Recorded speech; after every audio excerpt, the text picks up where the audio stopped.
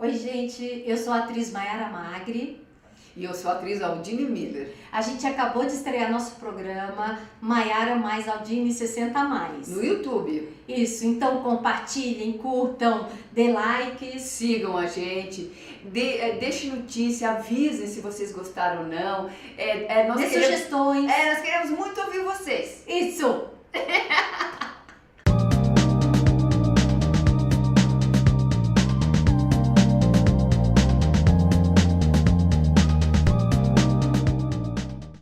Olá, internautas, iniciamos mais um programa Gestão Executiva. O programa hoje está maravilhoso, porque temos aqui um profissional daqueles que quando você toma um café com ele começa a falar da carreira, você vê que é um livro apaixonante. A vida desse grande professor, meu amigo, que eu faço a reverência e a admiração, Sérgio Fortes. Obrigado. Obrigado a você. Sérgio, conta um pouquinho para os nossos internautas onde você nasceu, tá? Um pouquinho da sua trajetória, né? Nós faremos outra entrevista falando das surpresas de um segmento maravilhoso, né? Mas agora você é um highlight. E olha, dá uma série no Netflix sua vida, viu? Parabéns. O bom de ter amigos como você é que você levanta a bola da gente. É verdade, é como se você tivesse vivido várias vidas. Sim, isso é bom, muito bom. É um privilégio estar com você. Privilégio nosso. Assim, conhecer você foi um presente muito especial. Igualmente. E tenho certeza que não foi por acaso, porque o acaso é muito burro para produzir um ato inteligente. E certamente nós teremos muitas coisas boas para fazer ainda juntos, não é? Mas, Kendi, eu nasci nas ilhas de Cabo Verde. Perfeito. Então eu sou meio importado, assim, né? Eu vim com 23 anos e porque eu precisava fazer direito e naquela ocasião tinha havido a Revolução dos Cravos em Portugal. Sim. Então a universidade ficou fechada lá e eu tinha uma alternativa de ir para Louvain, na Bélgica, onde tinha um amigo muito querido que era professor lá, mas encontrei um brasileiro, procurador, gente distinta, que acabou falecendo uns anos atrás, que me disse: olha, o melhor lugar do mundo é o Brasil, então não perca tempo de ir para qualquer lugar você vem e tal. Qual a sua ideia de Brasil naquela época? Bom, olha, o Brasil era muito conhecido porque assim a literatura brasileira era muito conhecida. Eu cheguei ao Brasil tendo lido Érico Veríssimo, Jorge Amado, assim, a gente tinha uma familiaridade muito grande. Não era só o Pelé? Não, Pelé, samba, não. Assim, eu me tornei fã de Érico Veríssimo, que poucos brasileiros conhecem hoje. Olhar os lírios do campo. Sim, e ele tinha um livro que me marcou muito, que era Israel em Abril. Sim. Sabe? E por eu ter família judia, então o livro foi muito marcante, porque o governo israelense o convidou para passar uma temporada lá, e foi pela leitura do livro dele que eu me apaixonei pelo kibbutz. E acabei indo a Israel e passar uma temporada no kibbutz. Então, a literatura, o futebol, assim, eram a rádio, sabe? A rádio nacional, a gente ouvia naqueles velhos transistores ainda, né? Fazia aquele barulho de vez em quando. Mas pegava lá então? Sim, pegava, a gente tinha um contato. A extinta revista Manchete. Chegava lá também? Sim. Que bacana. Era muito, assim, a cultura sempre foi uma coisa muito forte nas ilhas, assim, sabe? E teve um intelectual cabo-verdiano que estudou no Rio de Janeiro. Opa! E que é autor do livro muito bacana, já é falecido. Mas a ligação com o Brasil era muito intensa e particularmente no plano cultural. Então, não foi surpresa poder vir. E Quando você entrou, você já gostou ou não? Você falou, quero voltar para lá. Não. É claro que toda vez que você vai para um país, você tem uma fase de adaptação que é forte. Perfeito. Você certamente já vivenciou isso. Eu experimentei isso nos Estados Unidos, morei lá um tempo a serviço. Até me lembro que o pessoal dizia: você não está bem aqui e tal. Eu dizia: eu estou, mas vocês não têm caldo de cana aqui.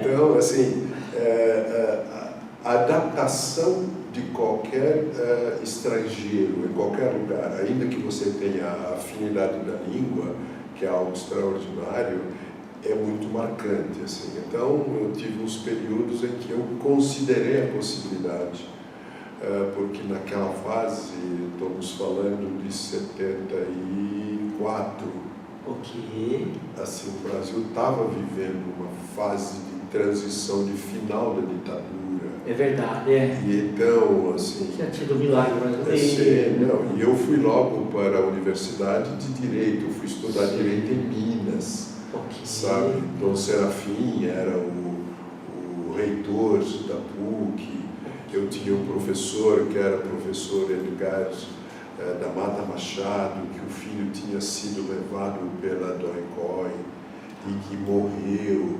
Então, era uma fase difícil. Verdade. Mas, assim, depois eu me senti em casa e hoje... Gostou do queijo mineiro? Tudo? Assim, Minas é apaixonante, sabe? Minas é apaixonante, sabe? O mineiro, Guimarães Rosa tem uma definição de mineiro extraordinária, que se você não se apaixonar por Minas e não se sentir tão bem, você tem alguma coisa de errado com você, né? O problema está na pessoa, né? Com você, não com Minas, né? E os amigos que eu fiz na Católica até hoje, você os encontra, parece que não passou tempo. Então, o papo continua agradável, né? É muito, sim. A amizade de mineiro é uma amizade para a vida, né? É verdade. Então, a experiência de morar em Minas foi extraordinária, mas, ao mesmo tempo, estava com muita dificuldade naquela ocasião de poder arrumar trabalho, essas coisas, e eu queria trabalhar na aviação. Entendi. Aí o pessoal falou: São Paulo, vai para São Paulo? Na verdade, assim, meu professor de direito, de introdução ao estudo de direito, que gostava muito de mim, eu me tornei monitor dele, ele falou na ocasião com o presidente da Transbrasil, mas não tinha vaga. Aí, que era São Paulo só, né? Ou tinha lá? Não, só São Paulo. São Paulo, tá. Em Minas tinha um representante, mas era coisa pequena. Mas assim, aeroporto mesmo, né? Não escritório mesmo. Não tinha. Então eu acabei vindo para São Paulo por conta disso. E aí, logo que eu vim, acabei continuando o estudo de Direito, mas fui trabalhar na Vale. Aí já começou a aviação era rio-grandense. O outro lado que nós falaremos com mais profundidade em outra ocasião. Assim. Aí eu fiz o curso de Direito, apaixonado, gostando muito de Direito, mas naquela ocasião eu já estava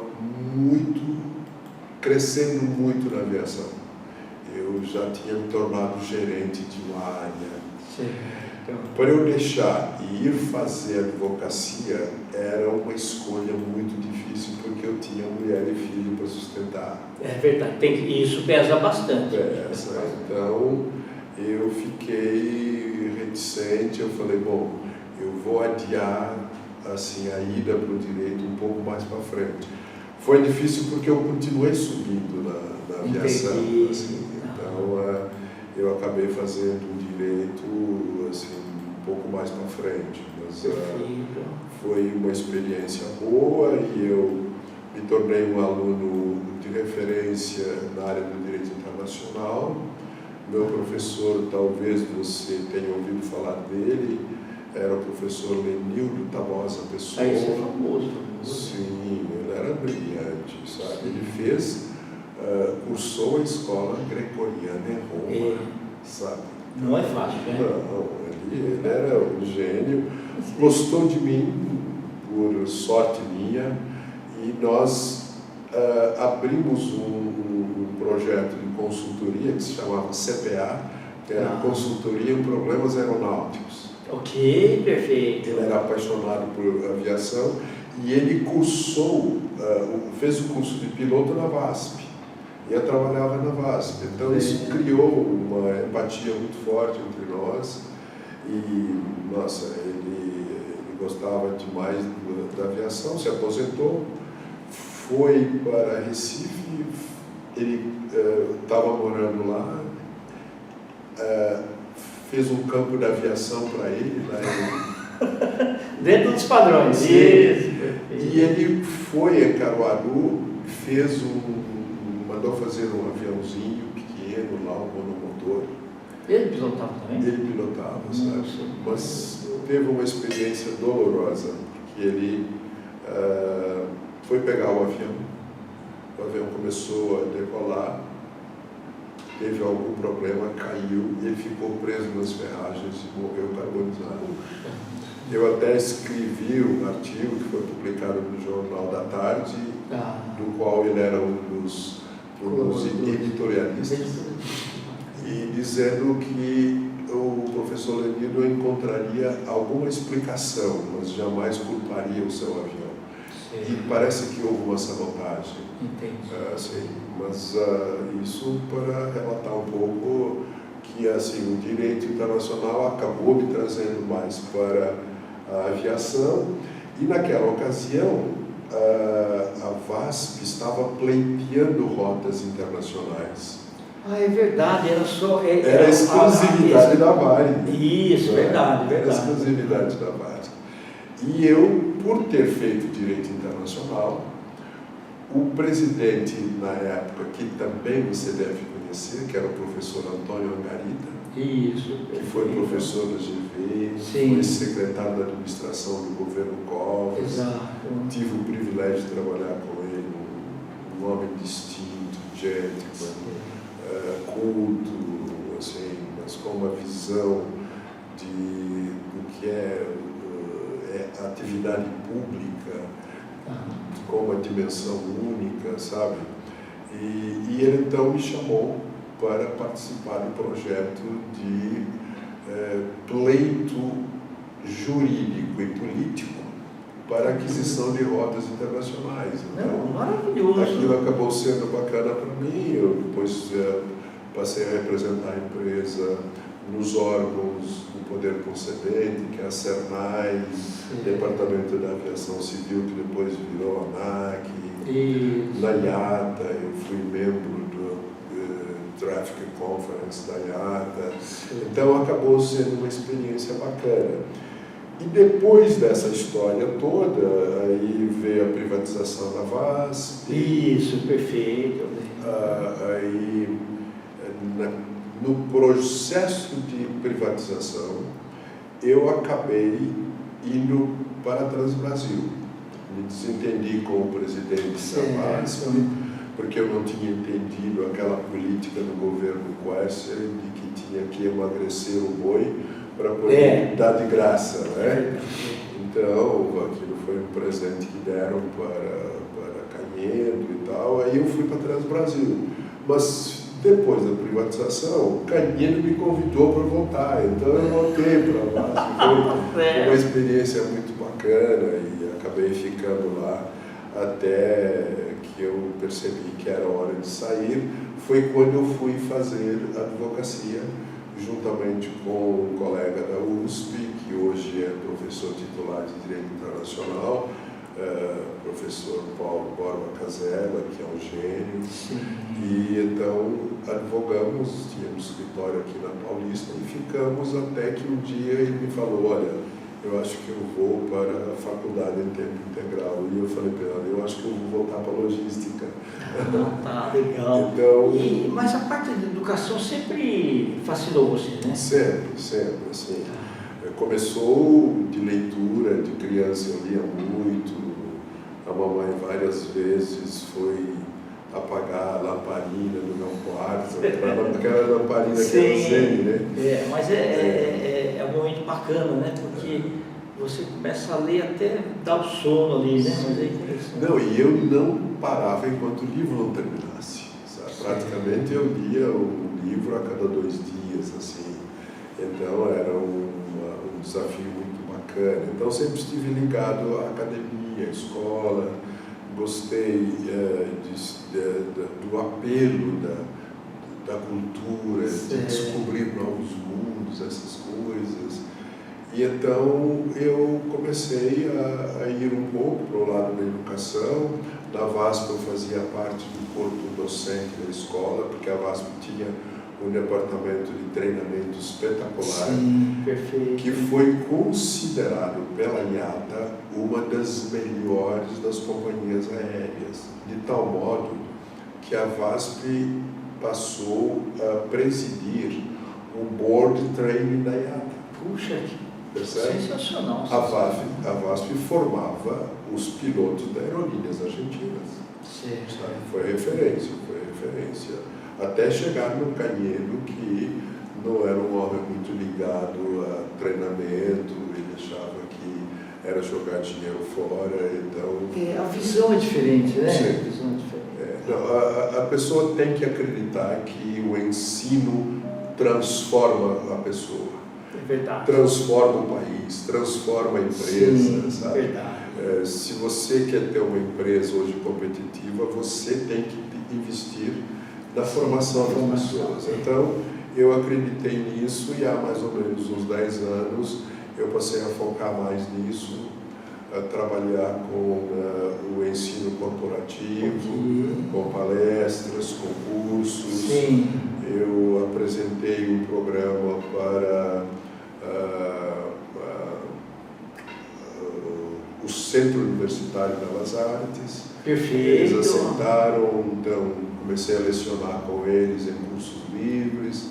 Aí fui pegar cada vez mais gosto e estamos tentando achar mais oportunidades para isso. Não, maravilhoso.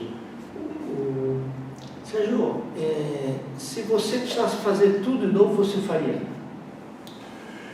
Eu acho que eu corrigiria algumas coisas. Entendi. Porque, assim, você sabe, como sagitariano que você é, sim, como eu, que a gente entra de cabeça nas coisas. É verdade. Então, o sagitariano é, acima de tudo, um cara apaixonado. Tem um ímpeto. Tem um ímpeto e tal.